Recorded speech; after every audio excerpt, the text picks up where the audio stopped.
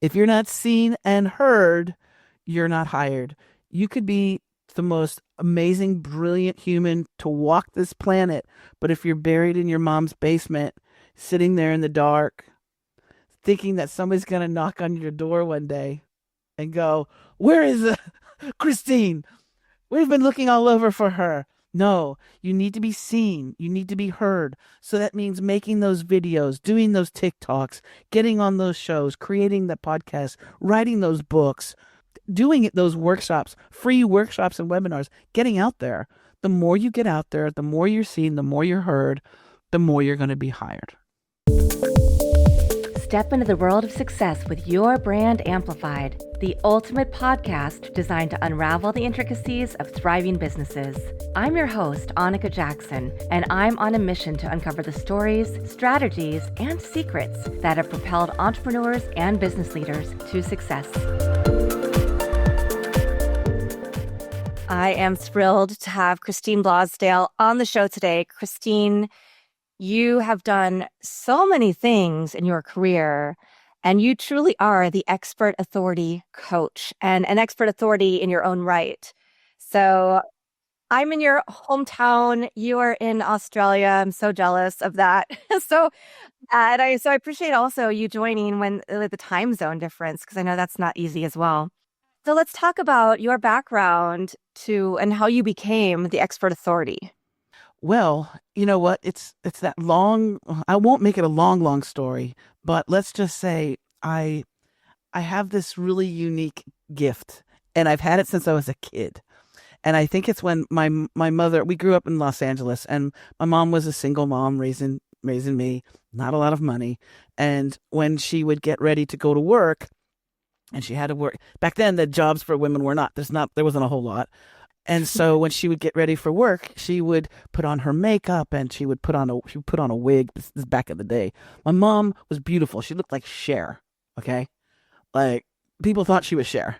Okay. So she would be getting ready and she would ask my opinion. And she would say, "What do you think about this? What do you think about these boots? What do you think about this outfit?" And for the most part, my mom had really good taste. So I would be like, "Yeah, Mom, that's good." I was like 4 or 5 years old. But she would always ask my opinion about how she looked, what she was wearing. What do you think about this? And so at a really young age, I had the idea or the conception that my opinion really mattered. And that happened throughout my whole life with my grandmother, all these women in my life that were really important to me. And they showed a lot of love and support. They were always asking me what I thought about whatever it was that they were doing. And so I think it was just really early on, I had that confidence. And it wasn't even so much like a self-confidence in like, I can do anything. But as being Americans have this can-do attitude. And we're raised, I think, right out of the womb. As soon as we hit the world, we're told we can do anything. You can accomplish anything. America is really wonderful for that because we put into most of our kids, the kids that are nourished and loved. We're told we can accomplish anything, and that's very different than other parts of the world. And we don't realize that maybe sometimes. But I was given that at a really young age, and then just opportunities sort of happened. I thought I was going to be a teacher. After high school, I went to college. I was like, I'm going to be a teacher. I did the whole thing. I graduated, and then I saw how much they paid teachers and where they were going to send them. They were, for like 2 years, you're making nothing. And I was like, ooh, I don't think I want to be a teacher. But I did always want to be a teacher. I just didn't want to be a high school teacher necessarily. And so, your life takes you different places. I tried a lot of different things in my early 20s. I was a fitness coach. I opened up my own smart bar in San Diego. I did all kinds of different things, as you do when you're young and you try different things in life and you go, yeah, I like it. No, I don't like this. Yes. And then I was really lucky. I answered an ad for America Online. This is a long time ago. Probably before you were born. I don't know, but it was a long time ago. I remember Smart Hearts. Do you remember America Online? Do you remember? That was the only thing. Yes. That was it. That's all we had. Yeah. That's all we had. And was not a lot of, it wasn't video and all this. It was mostly written content and these communities. And they hired people who were experts or who were people in the industry to write about. So if it was a sports channel, they were sports writers. If it was an entertainment channel, and that's where I got plucked. So I started writing a daily column in the entertainment section of AOL. And instead of writing as myself, Christine Blosdale, because who cares about what I think, really, I wrote through a cartoon character. And this cartoon character was named Beatbox Betty. And Beatbox Betty was this vampy, head hopper, anatomically incorrect cartoon character who was brutally honest and funny. And so I got to create content the way I wanted to with the sense of humor and I did celebrity interviews. I went on press junkets, premieres, all of that stuff.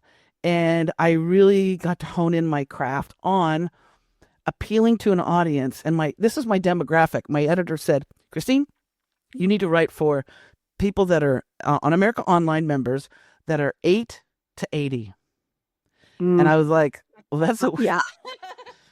And if you're in PR, if you're in marketing, you're like, well, that's kind of a wide demographic. Okay. But that was the concept, right? And so this was way before Shrek. But if you've seen the Shrek movies, you understand that there's humor, there's stuff for the kids, and then there's stuff for the adults. And that's the style I started writing.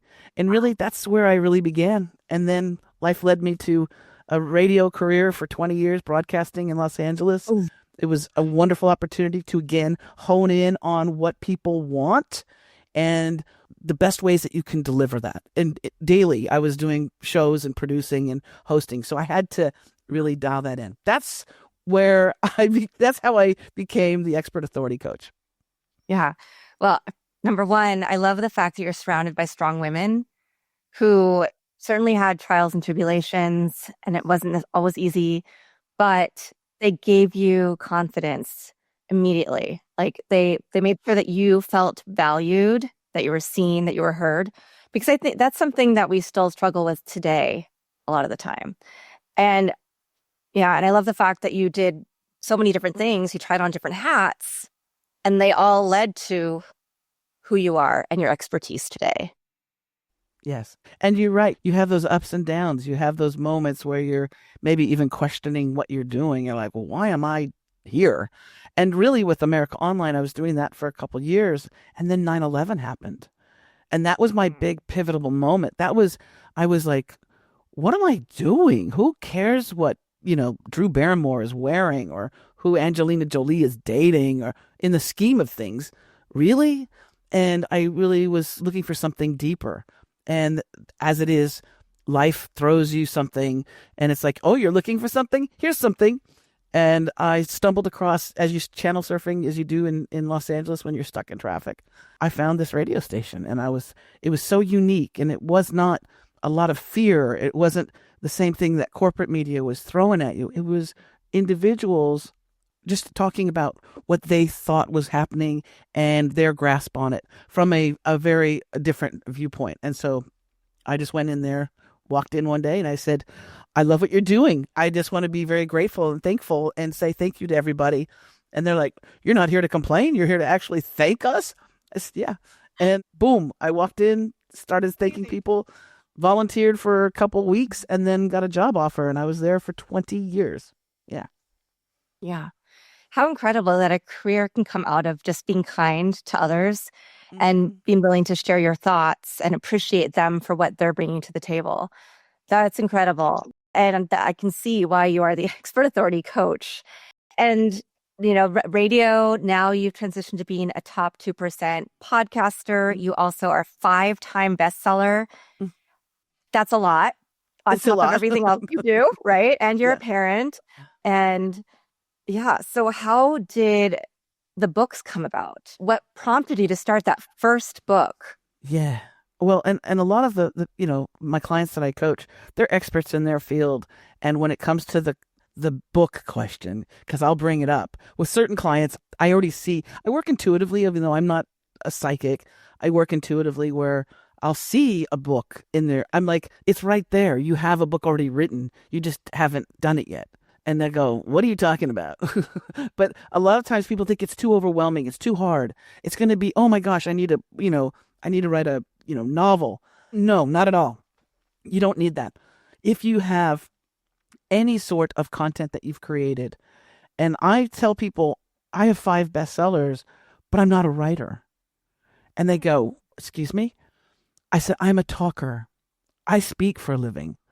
I've spoken for 25 years professionally, right? And if you go back further than that, I spoke, although I did write a bit with America Online, but I'm a speaker. So I do webinars, workshops, I do podcast shows, just like you. And so I had all this information and wisdom and all of this great stuff, especially for podcasting. But I did not, if you put a blank white piece of paper in front of me, I'd be like, So what I was able to do is through technology, I was able to take the content that I created through videos and turn them into books and with readable, enjoyable content. And so that's what I did. With the first 4, they were all podcast books. And then the last one is on social media and branding. And I did that again. I take it from all of the workshops and webinars and content that I've done. And I use different software to help. It's not a transcript. I actually turned it into a readable and enjoyable book. Nice. And I don't think I realized, and I apologize for this, that you started with the podcast books first. But I love that because it is something that it's missing to people when it doesn't need to be. You just have to be really consistent. And that's, I think, been one of the keys probably to both of our success is that we are really authentic with our brands and we're willing to be transparent when we're on other shows and even on our own show. And that helps attract an audience. And then that helps us get more opportunities. And that helps us create more content and then figure out, here's the secret sauce. You just have to be consistent. You have to love what you do and be really passionate. And I can see that passion through everything that you've done. Oh, yes. And there's a statistic that most people who start a podcast, majority of them stop after 7 episodes because they're like, I've done 7 episodes and I'm not a multimillionaire yet. And it's like, no, first of all, it's not about that. But if you're a brand, if you have a business, if you're a coach or a consultant or anything in the service industry, especially, or an author, you have a wonderful platform called a podcast that you can use. And I cannot tell you, well, you know how powerful that is. And it's a great marketing tool, but as long as you don't abuse it.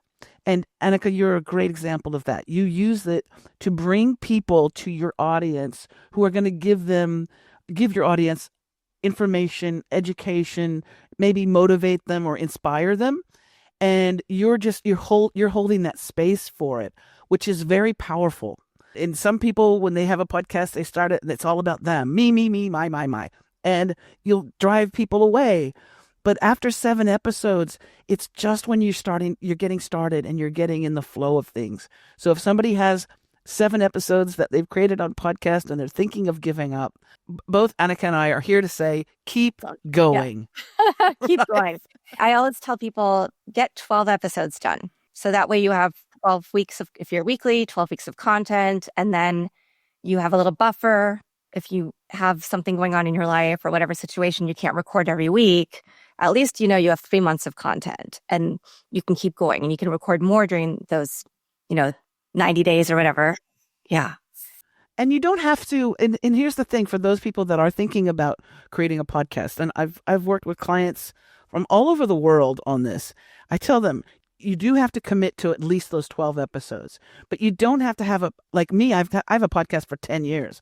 So I'm constantly uploading, new episodes. But you can also do a series. You can do a short form podcast. If you think about a podcast about the life of, let's say, Princess Diana, it doesn't go on and on and on for years and years and years, right? There's a beginning, there's a middle, there's an unfortunate end, right? But with that's a standalone. And people from all over the world at different times will go and listen to those 12 or 15 episodes. It's like a true crime podcast. They're huge. They're so popular and they don't go on forever. So if you're really clever and you want to wrap around with your marketing, you want to wrap around a subject matter, you can do a podcast that's only 12 or 15 episodes and then leave it be. You don't have to keep feeding it. But we Yeah. like to feed our podcast, don't we? Well, yes, we do. Yeah. It's a lot more fun to feed it because meet people like you, and I get to meet, people who are experts, and I get to learn from them. And selfishly, I get to take that back to people I work with, my students at USC or wherever, and tell them what you said and get them to listen to the episode so they get to hear your expertise and then get them to follow your, podcast. And the cycle goes on and on and on. So I want to ask about that transition from radio to coaching, having your podcast and this whole other platform that grew out of all the work that you've done with AOL and then radio. Well, I think probably my coaching began as I was transitioning from doing the radio and broadcasting work into podcasting. Because within radio, the thing is that you can have an amazing interview and you can have a fantastic guest. And I've interviewed like some incredible folks throughout the years. But in terrestrial radio land, you do the show and it goes out over the airwaves, and whoever's sitting in their car, right? Because it's not the olden days. We're not sitting around a radio in the kitchen. Most of us are driving in the car, channel surfing. And so the people that hear it in the car from 4 or 5 o'clock in the afternoon, that's it. And it's gone forever. But when I heard about when podcasting came around, I said, this is fantastic, because then the interviews that I do can stay around and have a life. One of my most popular episodes was my interview with a master narcissist. And it was like my interview with a vampire. And it's probably 300, 400,000 plays. That was one of my very first podcasts about 10 years ago. And I still get people commenting on it on YouTube. The stats, I look at my podcast stats, it's still up there. So it has a life. And as long as the content is interesting and people want to hear it, they'll be able to access that. So that was the beautiful part of that. But early on, before that, I was working with people because I was getting, and as a podcast host, you know this, but as a radio host, you get people approaching you, publicists saying, my client wants to be on your show, or the public would say, hey, put me on the radio. I want to be on your program. Give me that microphone. And I'd be like, no. So I got lots of pitch letters. I got lots of emails.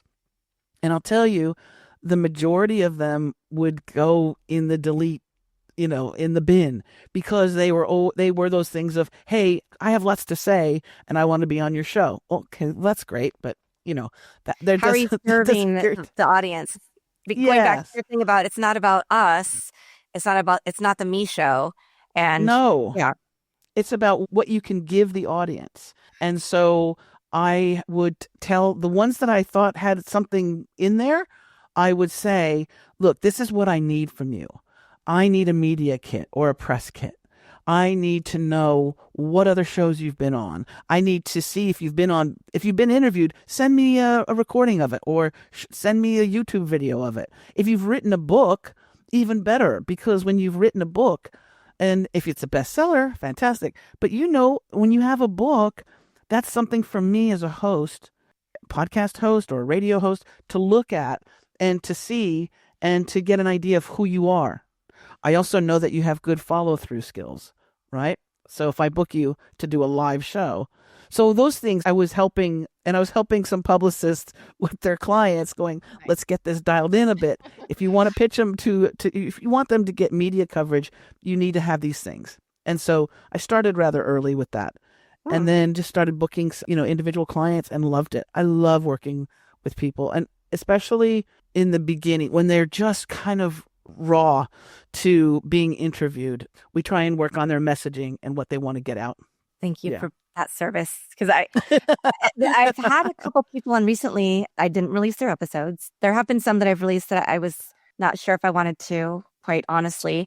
But there were a couple recently where I said nope. And then I had to email their team and say, hey, I'm not just a number for you to go back and tell your client, I got you booked on X amount of shows. I need to make sure my guests are showing up, like you said, prepared, that they have, even if they have a little bit of experience, that they've at least had some media training so that they're feeling comfortable sharing. because otherwise it's not valuable to my audience. And if I feel like it's a waste of time, my audience is not going to tune in either. And then it's wasting their time. And that's not the service I want to provide. Yay. And yay.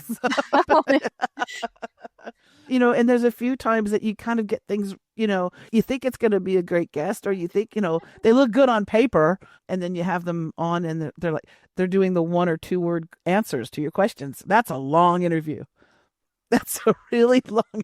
You're like, so, and you set them up like, in tennis with the like lob thing, and you go, oh, this is going to be a great answer, and then they're like, yes, I did. Yeah, and you're like, yeah, come on, give me more, give me more. Yeah. Well, let's talk about effective personal branding strategies, because you obviously have you had your own brand. You've helped so many clients with their brands, from everyday business owners and people to celebrities. So what are some things people need to be thinking about when it comes to their brands now? The world has changed.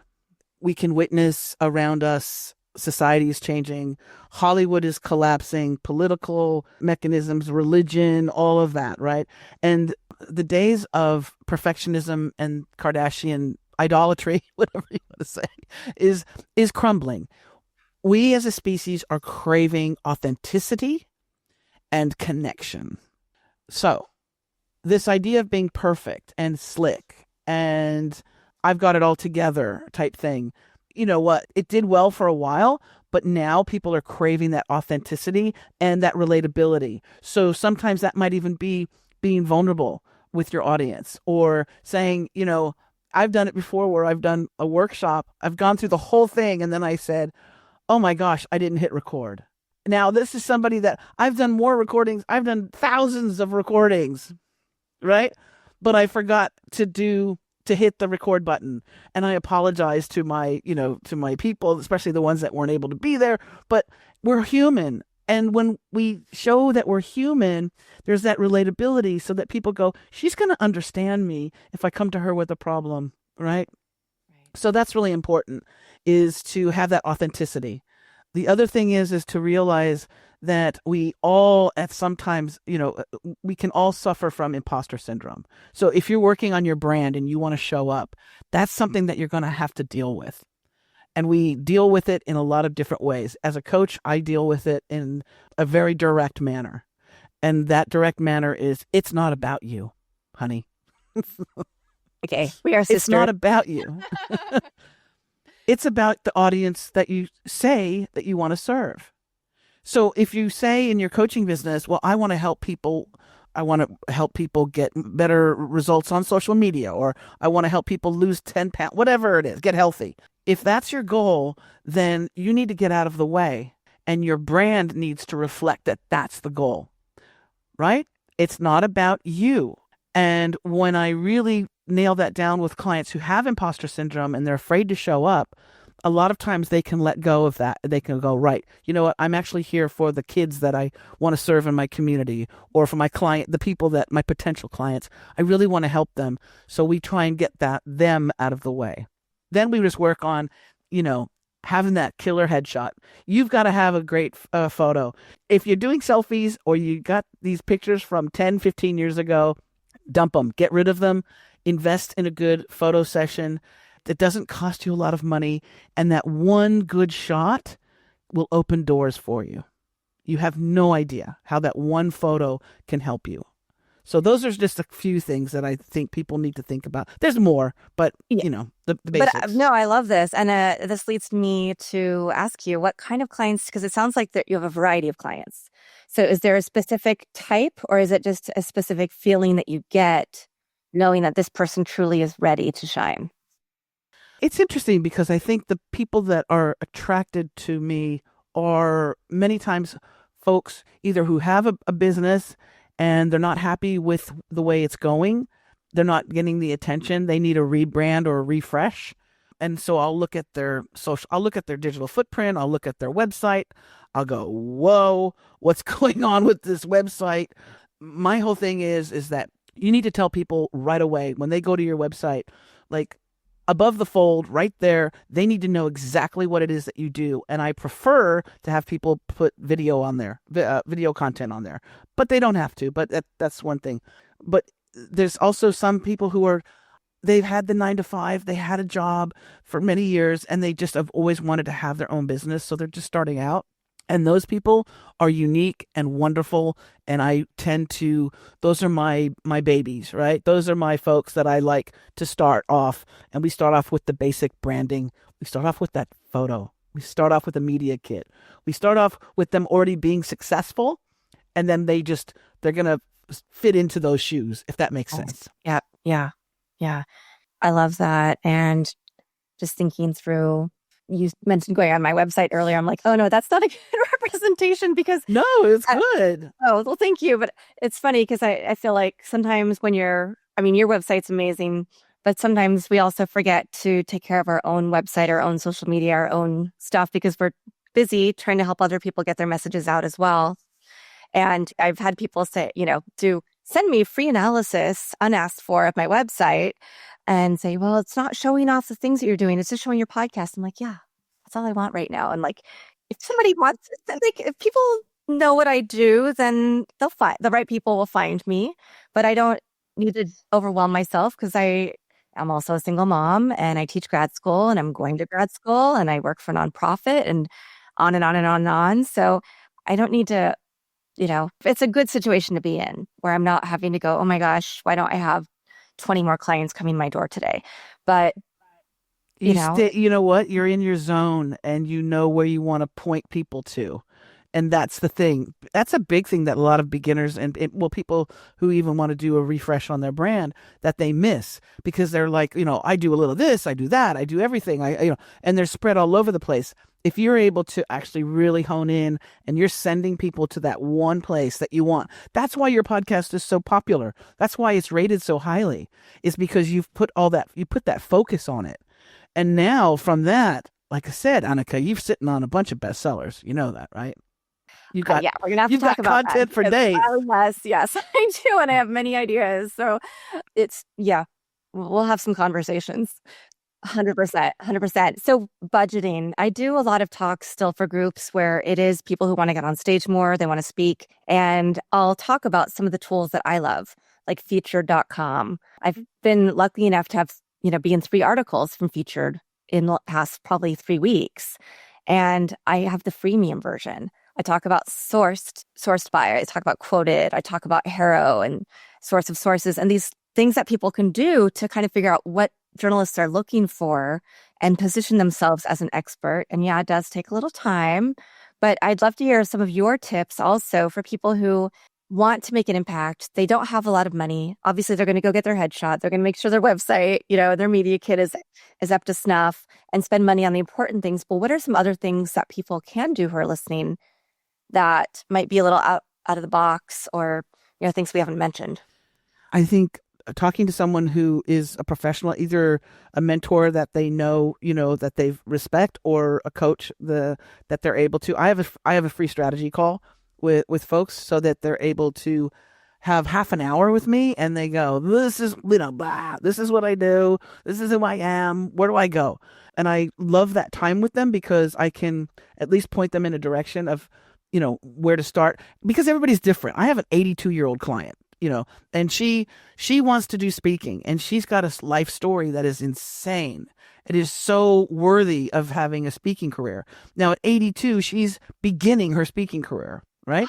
And she's going to be very sought after because she's just so unusual. So everybody is a bit different. So realize that. The other thing is those resources like Help a Reporter Out is really great. HARO, Help a Reporter Out. Source Bottle is one that's here in Australia, but it's international and everybody can do that. And then there's another resource that I tell people, but I only tell them to apply for this when they're ready. And a lot of times people are not ready yet, so I don't drop this tip for them until they are. But here in Australia, there's a wonderful thing called Ticker TV, and it's news, Ticker News. And they are professional. They will do an interview with you that is so good. Now, the thing is, you do not want to approach them until you have a good pitch. And it's not just, hey, I want to be on your show, right? I want to be on television or I want to be on the radio. It needs to be a well-crafted pitch. So I've pitched them. I knew that International Podcast Day was coming up. So I pitched them early, maybe a week or two before, and I had my book, Podcastonomics, a book about podcasting. That book was being released on that day. And so I said, I would love to come on your show to talk about International Podcast Day and how podcasts have become a part of our lives. Now, I didn't say I want to be on your show to promote my book, but I Exactly. did say it just so happens that my book, Podcastonomics, is out today in celebration of this International Podcast Day. So do you see there's a reason? And I got booked on the show because they were like, hell yeah, everybody loves podcasts. So you have to kind of know, how to pitch yourself. But I suggest people start their as seen on badge or board. And that's really simple. And it will grow the more interviews you do, the more things that you do.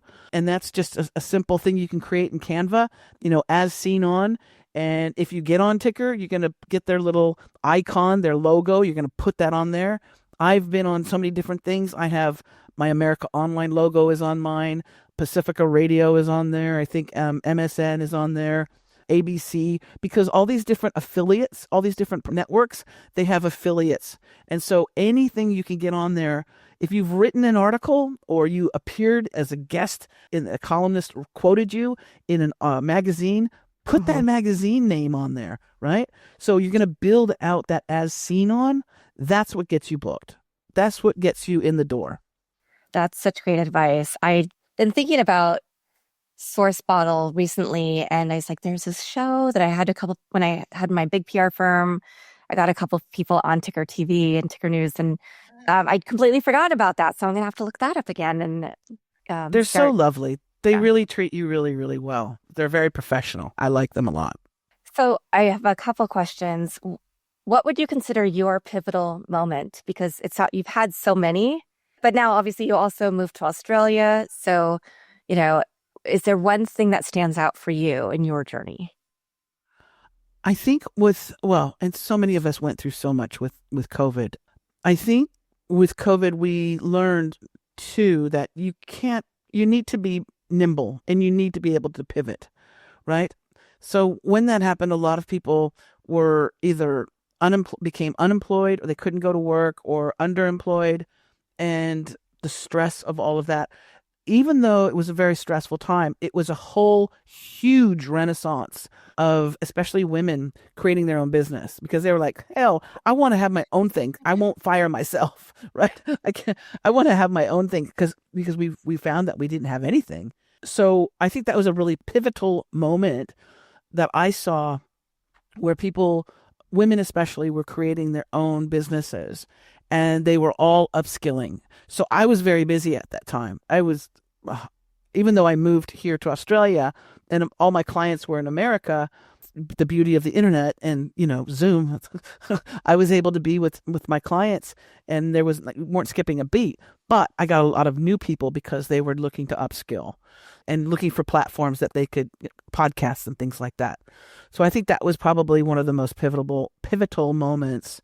And also we still have PTSD from that. We were really, gosh, people went through so much. We lost people that we loved and we were separated from them. We couldn't be with them. I couldn't be with my mom, and it was horrible not being able to jump on a plane and be with her or, just visit.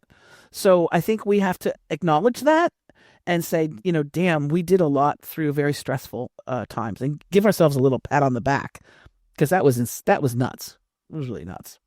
Yeah, you're making me emotional because my mom lives in Thailand and same situation. She's over there. She couldn't come back that year with my stepdad. Yeah. So that's a whole other conversation. But I do want to add, no, no, no. Hey, I'm loving this. This is the kind of conversations that we need more of.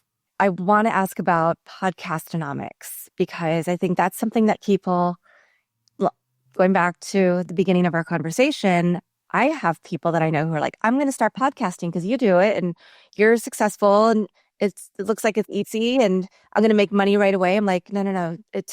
I didn't even take it seriously for like the first 3 years. And then I realized, oh, this is what I'm sitting on. I need to leverage this platform that I have built. And then now yes, I monetize. And yes, it's led me to really great opportunities. But I'd love to hear a little bit about your thoughts on that aspect of you know, podcastnomics, what people should expect in their journeys. You've been doing it for 10 years. So, Yeah, I think the way that I approach it in the book is I am honest right away.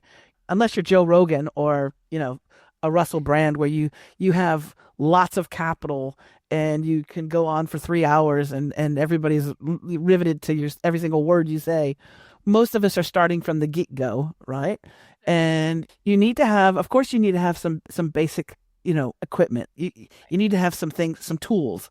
And so I go through that in the book. I talk about those tools, but more importantly, I do talk about the idea of being consistent. And I equate having a new podcast like having a new puppy in the household. So when you get a new puppy, you're so proud of that puppy, and you show that puppy to everybody, and you walk them, and you brush their coat, and you love them up, and you're just so crazy about this puppy. And then after a while, when it turns into a dog, maybe you don't take it for as many walks, or you're not showing it off to your neighbors. You know, you're like, here's 10-year-old Sam.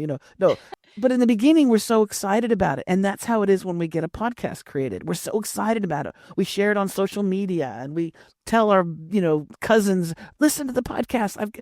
So that enthusiasm and passion, you need to sort of carry it through, and you need to take care of your podcast.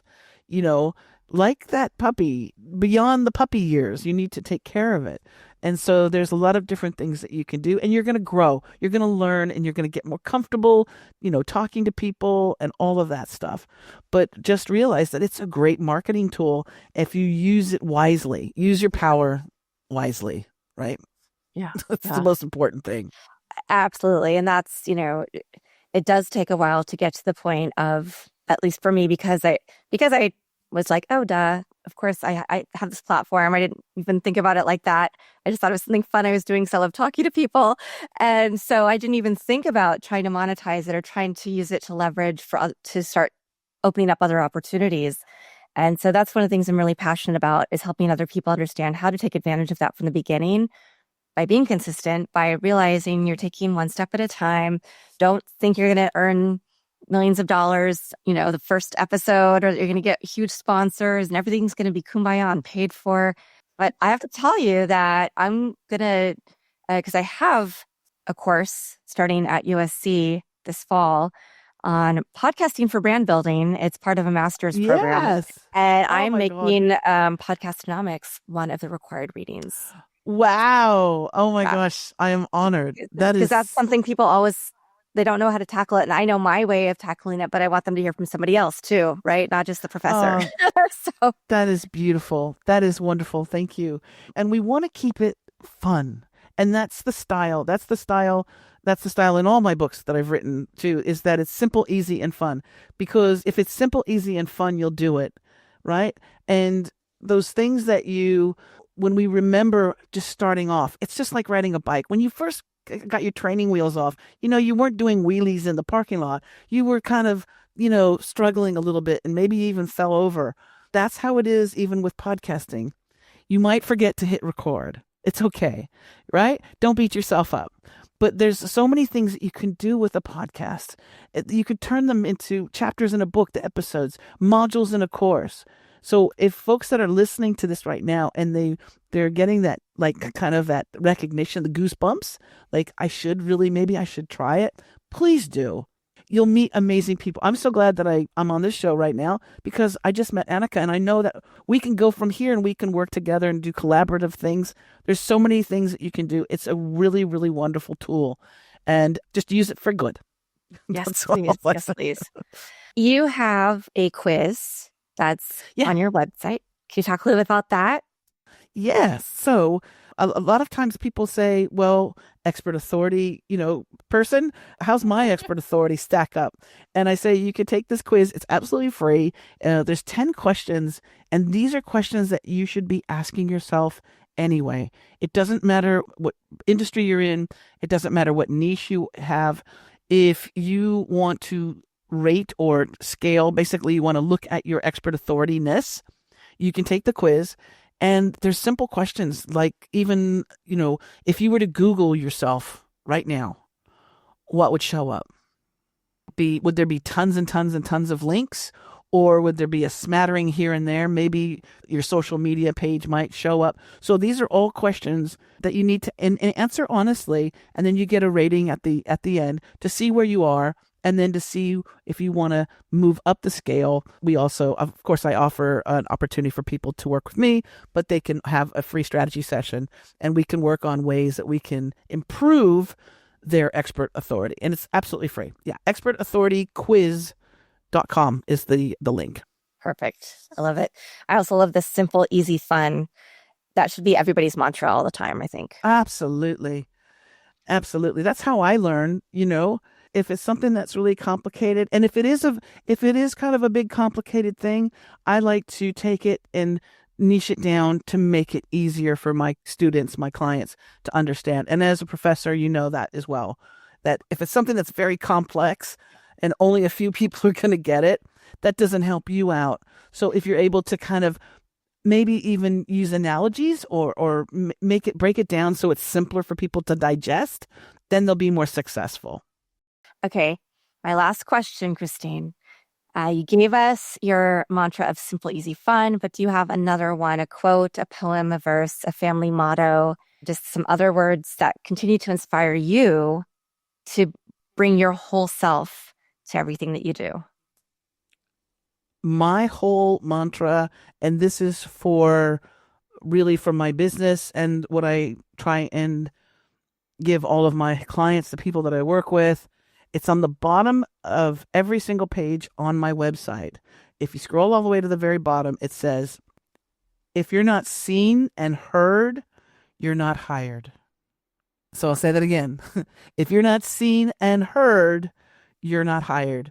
You could be the most amazing, brilliant human to walk this planet, but if you're buried in your mom's basement, sitting there in the dark, thinking that somebody's going to knock on your door one day and go, where is Christine? We've been looking all over for her. No, you need to be seen. You need to be heard. So that means making those videos, doing those TikToks, getting on those shows, creating the podcast, writing those books, doing those workshops, free workshops and webinars, getting out there. The more you get out there, the more you're seen, the more you're heard, the more you're going to be hired.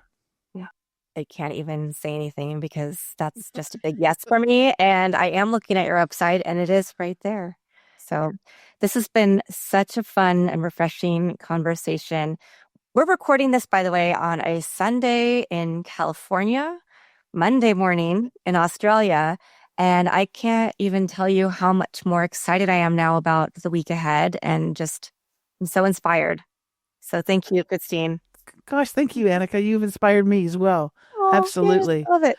And we are sending people, of course, we'll have the free quiz link in the show notes. And other than that, do you want people to go to christineblosdale.com? Do you want them to They can go through my name, but a lot of times people don't know how to spell my name. So they can go to expertauthoritycoach.com. That's from my website. And they can easily, right there, they can book a free strategy call if they want. And expertauthoritycoach.com is the website. Expertauthorityquiz.com is the quiz that they can take. And I'd love to, please, and if they reach out to me, please tell me that you heard me on Annika's show. That would be great. Your brand amplified. I would love that too. And give Christine's podcast a listen. We will also link to that. I always want to make sure that I'm, you have a new listener with me, but I want to make sure that other people find you as well and get all the advice that you have. I appreciate that. Annika, your generosity and kindness will be rewarded handsomely just from karma, because you've got such great energy. I really appreciate it. Thank you so much. Yeah. Thank you to everybody who's watching this episode or listening to it on your favorite platform. I'll be back again with another amazing guest to share their story, their journey, and some tips and tricks to help your life become a little better every day. Thanks for listening or watching to this episode of Your Brand Amplified. Don't forget to leave us a rating or review on your favorite podcast listening platform. And if you want to learn more, check us out at yourbrandamplified.com.